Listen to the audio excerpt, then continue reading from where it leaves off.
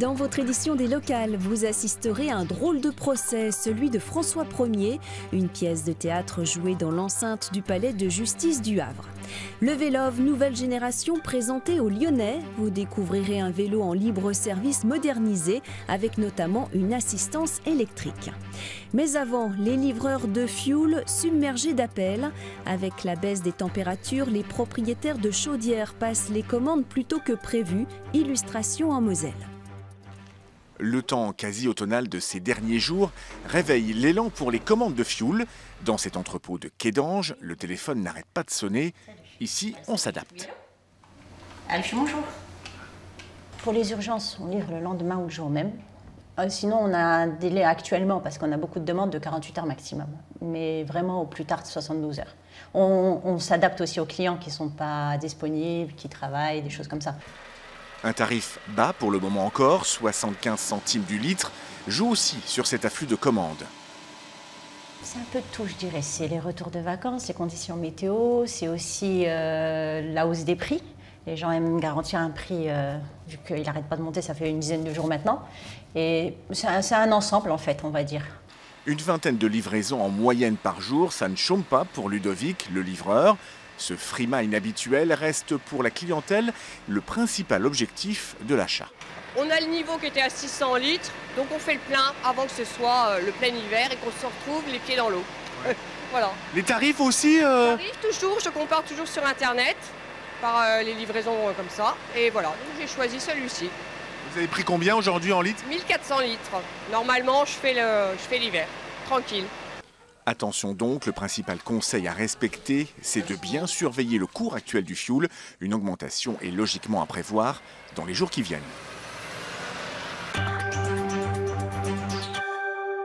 À Lyon, le groupe de communication JC Deco conserve la gestion des Velov.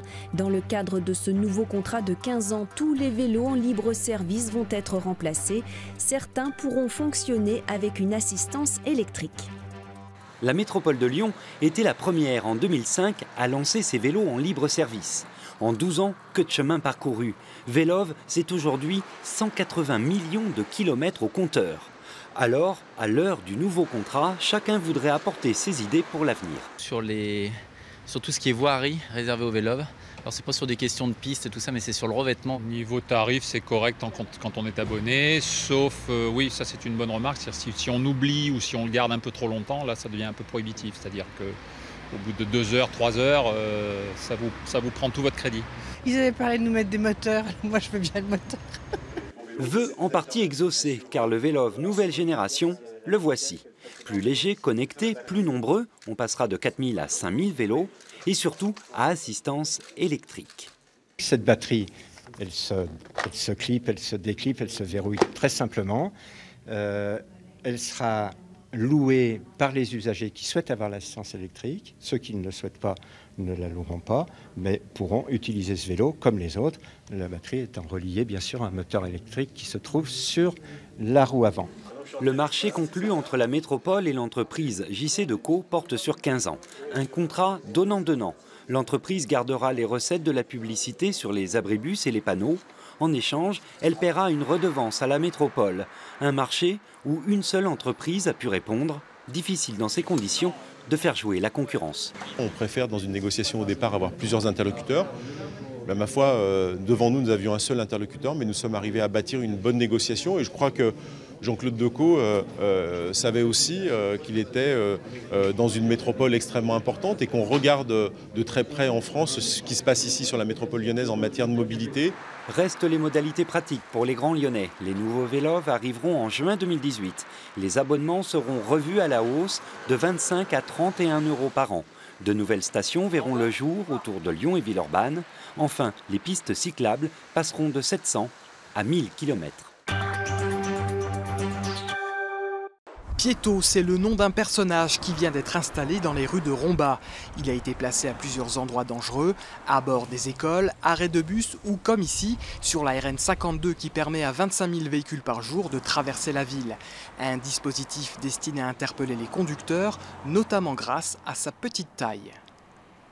Une silhouette de 1,12 m qui équivaut à un écolier ou une écolière d'1,12 m et qui effectivement permet normalement d'accroître la vigilance routière des automobilistes parce qu'effectivement, lorsqu'on voit cette petite silhouette, on se demande ce que c'est d'abord dans un premier temps et un deuxième temps, il faut être prudent. Donc on a tendance plutôt à ralentir. 20 piétons ont déjà été installés. Si l'expérience est concluante, d'autres pourraient bientôt les rejoindre. Refermons cette édition avec une pièce de théâtre qui ne manque pas d'originalité. Des comédiens ont improvisé le procès de François Ier, fondateur du Havre, un spectacle pour célébrer les 500 ans de la ville portuaire. T'as pas ton rabat? Si, il est là. Il faut d'abord que je boutonne avant de mettre le rabat. Dernière recommandation avant d'entrer en scène, ou plutôt d'entrer dans la salle d'audience. Ici va se tenir un procès très particulier, celui de François Ier, mené par la compagnie d'improvisation Les Improbables et par le public havrais. C'est lui qui définit les chefs d'accusation. Je pense que le chef d'accusation qu'il essaye de dire, c'est que c'est un peu trop loin des vignobles. C'est ça. François Ier est donc accusé d'avoir créé le Havre loin des vignes et d'avoir affublé d'un horrible accent sa population locale. Le tribunal, levez-vous. La cour est en place, l'accusé à la barre, le procès peut commencer. Je joins au dossier les rapports du linguiste Monsieur Leplomb qui dit par exemple que chaque Havrais se voit affublé de dettes, bâtards, enculés, le peur. Une audience totalement loufoque. Et que reprochez-vous à mon client? Le viol de voyelles. À l'initiative de cette proposition artistique, l'Ordre des avocats du Havre. Aujourd'hui, nous avons ouvert les portes de nos palais de justice pour que les Havrais découvrent le monde dans lequel nous évoluons et découvrent surtout qu'il n'est pas inaccessible. C'est la première fois depuis sa création en 1876 que le palais de justice du Havre accueillait une troupe de théâtre, un sacré défi à relever pour la compagnie Les Improbables. Jouer dans un tribunal, on l'a jamais fait, mais on n'en a jamais entendu parler, donc on s'est dit faut y aller tout de suite, quoi. On avait pas mal de pression quand même, on va pas se mentir, il fallait pas trop se rater. Tout va bien, on est super content, on a passé un bon moment, on s'est bien marré, et puis on a fait connaître ce lieu peut-être à des gens qui n'y étaient jamais venus. C'est vraiment insolite et on a beaucoup aimé, franchement beaucoup aimé. J'ai profité du spectacle, de la troupe qui est très bonne et qui a réussi à se sortir de ce procès dans lequel le public les a mis. Coupable, je vous demande s'il vous plaît de donner votre verdict. François Ier a été jugé non coupable par le public.